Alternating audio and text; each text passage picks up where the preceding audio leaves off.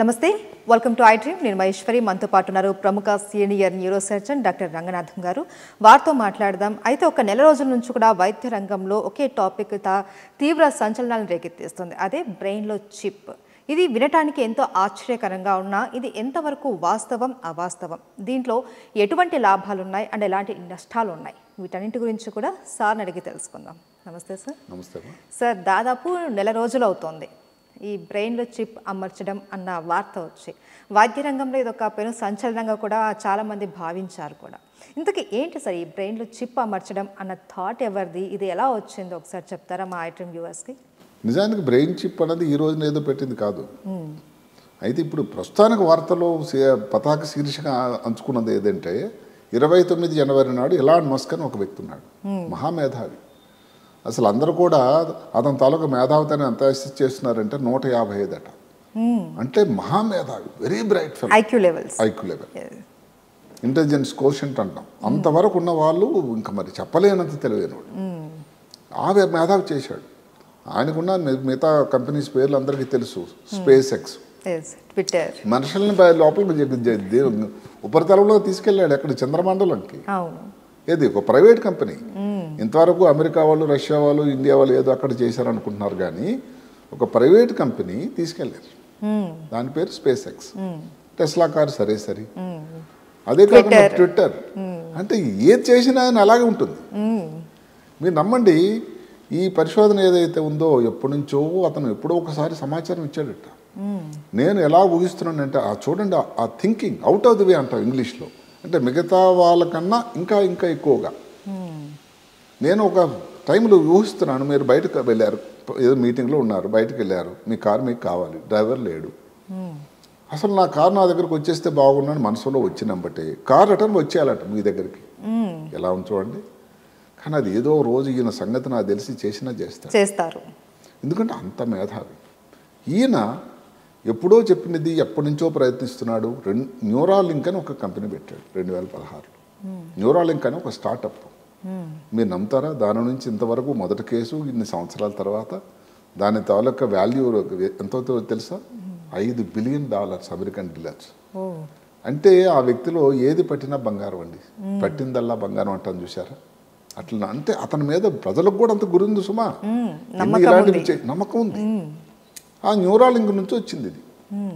ఒక చిన్న చిప్పు, చాలా చిన్నది, మెదడు లోపల అమర్చాడు ఆయన రోబో ద్వారా. ఆయన చెప్పేదాని ప్రకారం రోబో అన్నది దగ్గర 8 ఇంచులట, 8 అడుగులు. అంత చిన్న రోబో ద్వారా చేయించాడు. ఇంకా చెప్పేది ఏమిటి, ఏదైతే మనం ఆపరేషన్ చేసిన తర్వాత ఆ చిప్పు కాస్మెటిక్ అంటే ఏది బయటకు కూడా కనబడదు. అంటే అంత ప్రయత్నం, అంత గొప్పగా చేశాడు. అంటే ఈవెన్ ఒక చిన్న స్టిచ్ కూడా లేకుండా. సరే కదా. దాని లోపలికి ఇంతవరకు జరుగుతున్నటువంటి ఏవైతే ఇంప్లాంట్స్ మీ తర్వాత మాట్లాడుకుందాం, మెదడు లోపలికి పెట్టినవి ఏవి లేవు. ఈయనే మొదటిసారి పెట్టాడు. సరిగదా. దగ్గర 1000 చిన్న వెంట్రుకలో 26% చిన్న ఉంటాయట ఎలక్ట్రోడ్స్ బ్రెయిన్ లోపలికి పెట్టాడు.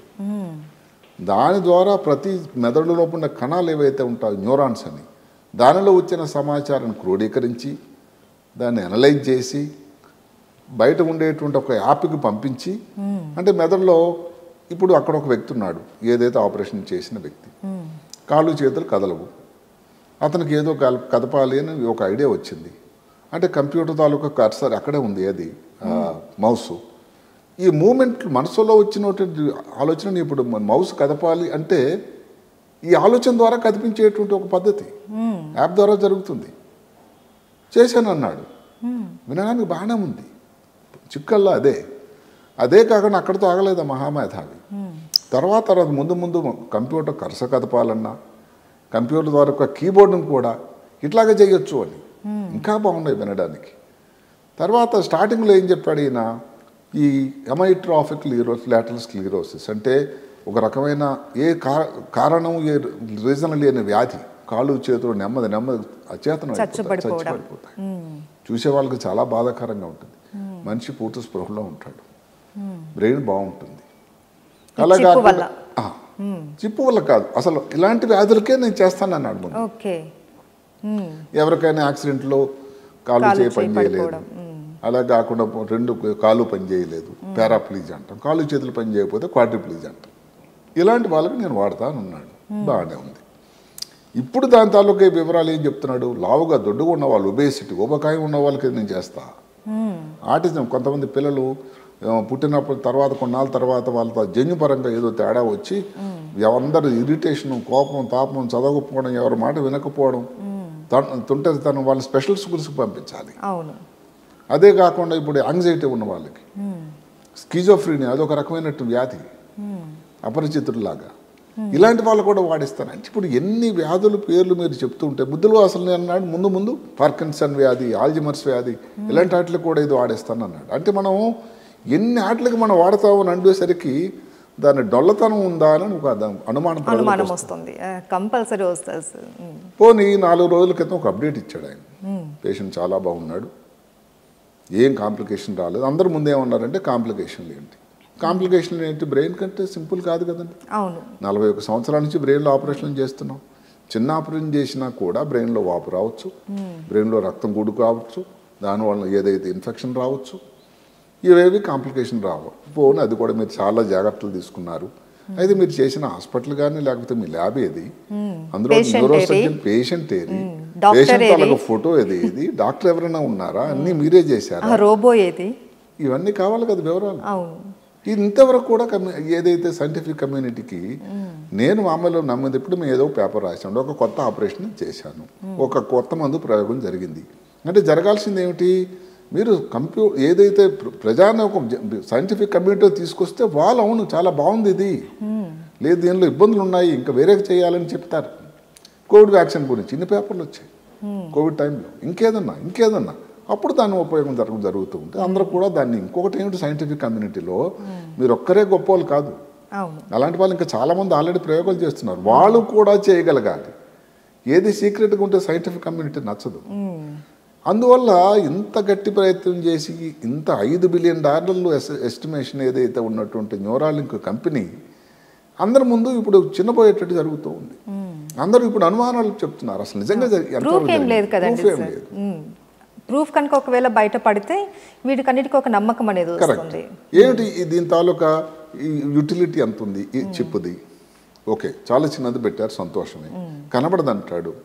ఎట్లా మీరు అడిగినట్టుగా ఏది డాక్టర్ది కానీ లేకపోతే రోబోది కూడా ఫోటో ఉండాలి కదా, ఒక చిన్న వీడియో పెట్టేస్తాడు. ఆయనకి ఇంకోటి ఉంది వీడియో తాలూకా, అది స్పేస్ ఏదైనా ఉంటుంది దాని పేరు, అయిందే సేమ్ ట్విట్టర్ లాగే ఆ కంపెనీదే, ఎక్స్దే, దాంట్లో మెసేజ్ అప్పుడు పెడుతూ ఉంటాడు చిన్న వీడియో, ఆయన మాట్లాడతాడు. ఇవన్నీ అందరికీ నమ్మకం కలిగించవు. అదే కాకుండా ఇంకా కొంతమంది ఇప్పుడు ఏం చెప్తున్నారంటే నిజానికి బ్రెయిన్లో పెట్టాల్సినంత అవసరం లేదు, అంత రిస్క్ తీసుకోవాల్సిన అవసరం లేదు. ఇంతకుముందే చాలామంది బ్రెయిన్ పైన ఉపరితలం మీద అయితే స్కల్ భాగం మీద ఉండే స్కాల్ప్ అని అంటాం, ఈ చర్మం, దాన్ని స్కాల్ప్ అంటాం, దాని కింద పెట్టి సరిపోతుంది. బ్రెయిన్ లోపలికి ఏదైతే వెయ్యి చిన్న దారపోగుల కన్నా ఏది మనం వెంట్రుకల కన్నా చిన్నవైనా కానీ బ్రెయిన్లో పంపిస్తే దాని ఇబ్బంది దానికి ఉంటుంది, అది కూడా అవసరం లేదు. ఎవరు ఇంకో సింక్రాన్ కంపెనీ వాళ్ళు ఇక్కడ రక్తనాళం ఉంటుందండి, దాని పేరు కెరటిడ్ ఆర్టరీ అంటాం, దాని లోపలికి నానో కంప్యూటర్ పెట్టారు చిప్పు, అక్కడ నుంచి అది బ్రెయిన్లో ఉన్నటువంటి ఏదైతే ఫైరింగ్ నెట్వర్క్ వస్తుందో, ఏవైతే పొటెన్షియల్స్ అంటామో, యాక్టివిటీ ఉంటుందో, బ్రెయిన్ కంటిన్యూస్గా పనిచేస్తూ ఉంటుంది. వ్యక్తి పడుకున్నా పనిచేస్తున్నా ఏ పని చేస్తున్నా సర్వకాల సర్వావస్థలుగా ఎందుకు పనిచేస్తూ ఉంటుంది. గుండెకి ఎలాగైతే రికార్డింగ్ వస్తే ఈసీజీ అంటామో, బ్రెయిన్కి మనం చేసే రికార్డింగ్ని ఈఈజీ అంటాం, ఎలక్ట్రోఎన్సెఫ్లోగ్రామ్, అందులో కనబడుతూ ఉంటుంది. ఒకసారి 24 గంటలు ఈజీ చేస్తూ ఉంటాం. ఈ పొటెన్షియల్స్ అన్నీ ఇక్కడ నుంచే పికప్ అవుతున్నాయి, ఇబ్బందులు తెలిసిపోతూ ఉంటాయి. కర్సర్ కల్పించడం కూడా మేము చేసాం, ఇది ఇప్పుడు 2004లోనే చేసాము, ఎక్కడో క్లీవ్లాండ్లో ఒహాయో అని కూడా వాళ్ళు చెప్పారు. ఇప్పుడు ఇలాంటివి ఇన్ని విషయాలు వచ్చినప్పుడు మాస్ గారు ఆలోచించాల్సింది ఏంటంటే, ఇప్పుడు సమయం వచ్చింది అందరికీ కాన్ఫిడెన్స్లో తీసుకొని ఇన్ని వివరాలు చేయాల్సిన అవసరం ఉంది అని. ఆయన గోప్యంగా ఉంచి సీక్రెట్గా ఉంచడం వల్ల సైంటిఫిక్ కమ్యూనిటీ తాలూకా నమ్మకాలు సడలిపోతున్నాయి, ఇప్పుడు అందరికీ అనుమానాలు ఎక్కువ అవుతున్నాయి. అండ్ సార్, ఒకవేళ ఎలన్ మస్క్ గారు తీసుకొచ్చిన ఈ బ్రెయిన్ చిప్ అన్నది నిజంగానే అయ్యి ఇది కనుక మనుషులు అమర్చే విధానం వచ్చింది అని అనుకోండి, భవిష్యత్తు ఎలా ఉంటుంది? అంటే ఇప్పుడు ఒక బ్లూటూత్ ద్వారా దాన్ని ఆపరేట్ చేసే విధానం అంటున్నారు, దానివల్ల చాలా నష్టాలు కూడా ఉంటాయి. సో దాని గురించి మీ ఒపీనియన్ ఏంటి సార్? భవిష్యత్తు అయితే బంగారం అని చెప్తాను. మీరు ఊహించండి, ఒక వ్యక్తి యాక్సిడెంట్ అయింది, కాళ్ళు చేతులు కదపలేడు, ఏదో ఏదో కదపాలనుకుంటున్నాడు, ఏదో సినిమా చూడాలనుకుంటున్నాడు. ఇప్పుడు అది తనే కానీ ఈ మనసులో ఆలోచన వచ్చినది, ఆలోచనని దీనికే కానీ ఆదేశంగా ఏదైతే యాక్టివిటీగా కానీ దాన్ని కంట్రోల్ చేసి ఆ కర్సర్నో లేకపోతే ఆ మౌస్నో కదపగలిగితే ఎంత సంతోషం అండి. అదే కాకుండా మనలో చాలామందికి ఏంటంటే మంచి మెదడు బాడీ ఉండడం వల్ల దాని ఇంపార్టెన్స్ మనకు అందరికీ తెలియటం లేదు. సృష్టికర్త అంత గొప్పవాడు ఆయన. ఏదన్నా కారణం వల్ల ఎవరికైనా చేతులు లేవనుకోండి, మనం చెప్పుకున్న పార్కిన్సన్ వ్యాధి పని చేయట్లేదు, ఆల్జిమర్స్ వ్యాధి పని చేయట్లేదు, పెరాలసిస్ వచ్చింది. ఎన్ని వేల మంది అండి ప్రపంచంలో యాక్సిడెంట్లు అయి ఉన్నవాళ్ళు. అందులో నా యాక్సిడెంట్ గురించి ఆలోచిస్తే యువకులు అంటే జీవితాంతం అలా ఉండిపోతారా అని ఇంతవరకు ఉన్న పరిస్థితుల్లో ఈ చిప్పు ద్వారా కానీ మూమెంట్ తను చేయగలిగిన చాలా వరకు చేయగలుగుతున్నాడు. మెదడులో నియంత్రణ ఉంటుంది, దానిలోనే ఉంటుంది, తన చేతిలో ఉండదు, తన ద్వారా నియంత్రణ, తన ఆలోచన ద్వారా నియంత్రణ అవుతుంది అనే ఆలోచన అసలు వాళ్ళు గర్పరచట్లేదు. కాబట్టి అది చాలా ఉపయోగకరంగా ఉంటుంది. ఇంకొక విషయం ఆలోచించండి, ఇప్పుడు చుట్టుపక్కల ఉండేటువంటి ఇన్ఫర్మేషన్ కానీ ఏదో మీకు ఇంట్రెస్ట్ అయిన మ్యూజిక్ని కానీ డైరెక్ట్గా ఇప్పుడు సీడీలు వాటిలో కాకుండా డైరెక్ట్గా బ్రెయిన్లో కానీ పంపించేస్తే అసలు చుట్టుపక్కల మనకు ఉండేటువంటి డివైసెస్తో కానీ సరౌండింగ్స్తో కానీ మెదడు తాలూకా అవినాభావ సంబంధం తాలూకా దాంట్లో విపరీత మార్పు రాదు. ఈ జలుబు అయితే సరే ఆయన చెప్పినట్టుగా పార్కిన్సన్ వ్యాధి లక్షల మంది ఉన్నారు, ఆల్జిమర్స్ వ్యాధి లక్షల మంది ఉన్నారు. వీళ్ళకే కానీ ఈ వైద్య విధానం స్టాండర్డైజ్ అయ్యి వాళ్ళ జీవితాల్లో ఏమాత్రం 10% వచ్చినా కానీ అవును అంతే కదా, నేను వింటూ ఉంటాను ఒక మాట.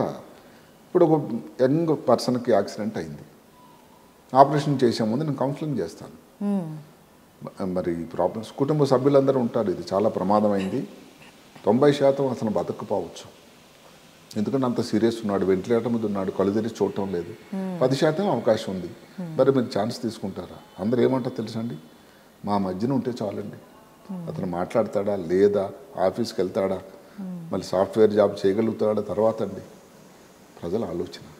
అలా ఉన్న వాళ్ళకి ఏమాత్రం ఇంప్రూవ్మెంట్ వచ్చినా కాడ ఎంత గొప్ప అండి కుటుంబానికి, ఆ వ్యక్తి అంత సంతోషంగా ఉంటాడు. ఇప్పుడు జీవశ్చవంలాగా ఉన్నటువంటి వ్యక్తికి మనం ఇండైరెక్ట్గా జీవం పోసినట్టు జరుగుతుంది. కాబట్టి ఇది చాలా చాలా విప్లవాత్మకమైన మార్పు అవుతుందని అనుకుంటున్నా, అందులో ఏమాత్రం కూడా డౌట్ ఏం లేదు. కావాల్సిందల్లా ఆ స్టాండర్డైజేషన్ చాలా అవసరం. కాబట్టి చుట్టుపక్కల మన పరిసరాలతోని ఉండే డివైస్తోని మమేకమై వ్యక్తి అదే కానీ చేయగలిగితే ఎంత తెలివైపోతుందండి బ్రెయిన్.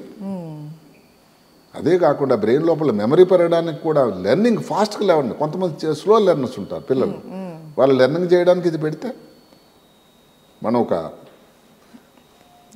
ఆలోచిస్తున్నాం థీమ్, అది జరిగిందా లేదా ఇంకా జరగలేదు, ఆయన ఆలోచనలు ఇవన్నీ అది జరిగితే అసలు ప్రపంచం నిండా తెలివైన వాళ్ళు అయిపోరు, ఎంత సంతోషంగా ఉంటుంది.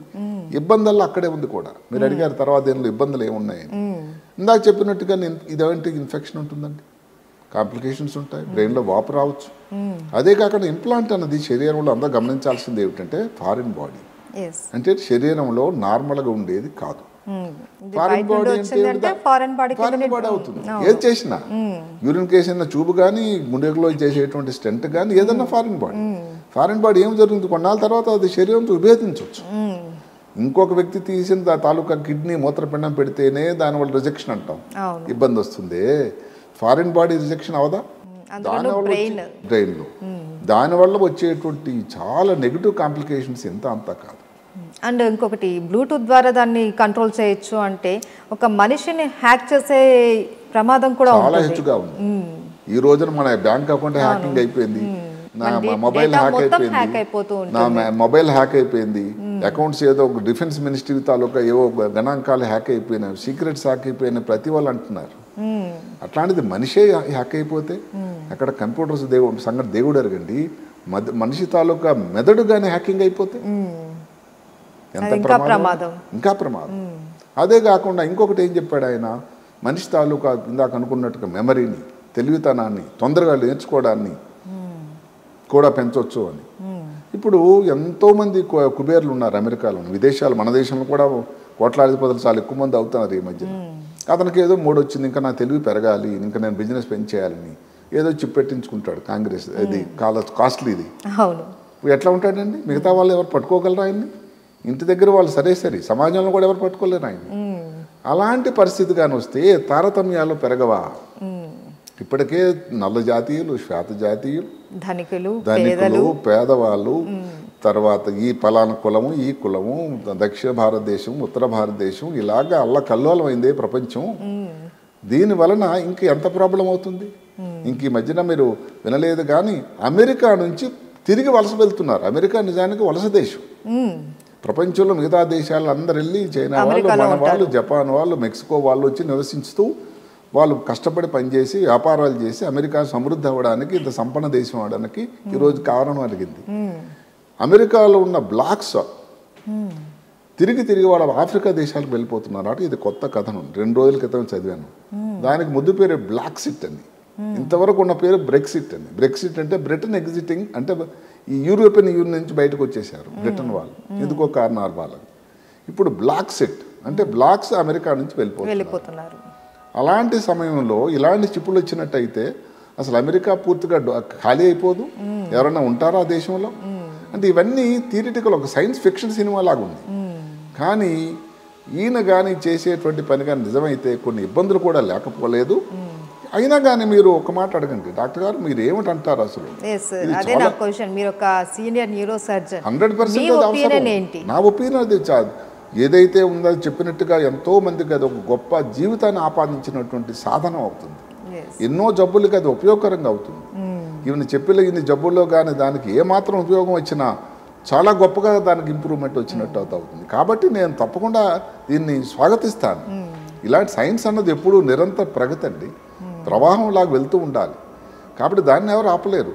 అలాగే అనుకుంటే కోవిడ్ వ్యాక్సిన్ వచ్చేదా? కోవిడ్ వ్యాక్సిన్ లేకపోతే సెకండ్ వేవ్లో ఎన్ని లక్షల మంది చనిపోయారో మనం మర్చిపోయామా? ఆ రోజు కోవిడ్ వ్యాక్సిన్ వస్తే అది అయిపోతుంది అనుకున్న వాళ్ళందరికీ ఏమైంది? కాబట్టి చిన్నది ఇబ్బందులు అయితే ఉండొచ్చును, అది నేను కాదని. కానీ ఈయన చెప్పిన ఎన్ని కూడా సీక్రెట్గా ఉంచడం వల్ల నిజానికి ఇంత గొప్ప ఉపయోగం ఉందా?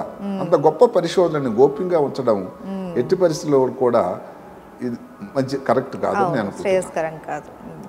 ఏదేమైనప్పటికీ ఇలాంటి ఒక చిప్ వస్తే వైద్యపరంగా ఇది మంచి విజయాన్ని సాధిస్తుంది, ఎంతో మందికి ఉపయోగపడుతుంది. కానీ సాంకేతిక పరంగా మాత్రం కొద్దిగా ఆటుపోట్లు మాత్రం ఎదుర్కోవాల్సి వస్తుంది. దానికి కూడా కొన్ని కట్టుదిట్టమైనటువంటి చర్యలు ఎథికల్గా ఆలోచించాలి. పెన్సిలిన్ వచ్చిన రోజు నాడు ఎంత దేశంలో మార్పు వచ్చిందో, ఇంతమందికి ఆ రోజు నాడు యాంటీబయాటిక్స్ చాలా గొప్పగా ఇన్ఫెక్షన్ నుంచి బారిన పడకుండా చూసుకున్నాదో, ఇది కూడా చాలా చాలా ముందు. అందులో ప్రపంచం అంతటా కూడా ఆరోగ్య తాలూకా ప్రమాణాలు పెరగడం వల్ల 70-60 వయసు వాళ్ళు ఎక్కువ మంది అవుతున్నారు. ఈ జబ్బులు ఎక్కువ మనం చెప్పుకున్నవన్నీ కూడా ఆ వయసులో వచ్చినవి. 50 తర్వాత వాళ్ళందరినీ మనం నెగ్లెక్ట్ చేయలేం కదా. వాళ్ళ మీద కూడా భారతదేశానికో లేకపోతే ప్రపంచ దేశాలకు వాళ్ళ బాధ్యత ఉంటుంది కదా. వాళ్ళకు కూడా ఎంతో ఉపయోగకరం ఉంటుందని నేను అనుకుంటున్నాను. ఈ బ్రెయిన్ చిప్ అన్నది వస్తుందా, వైద్య రంగంలో ఒక విప్లవం సాధిస్తుందా అన్నది మనకు ఇంకా మీదటనే తెలియాలి. తప్పకుండా వేచి చూడాలి. అంతే sir. Right. Thank you so much sir. నమస్కారం.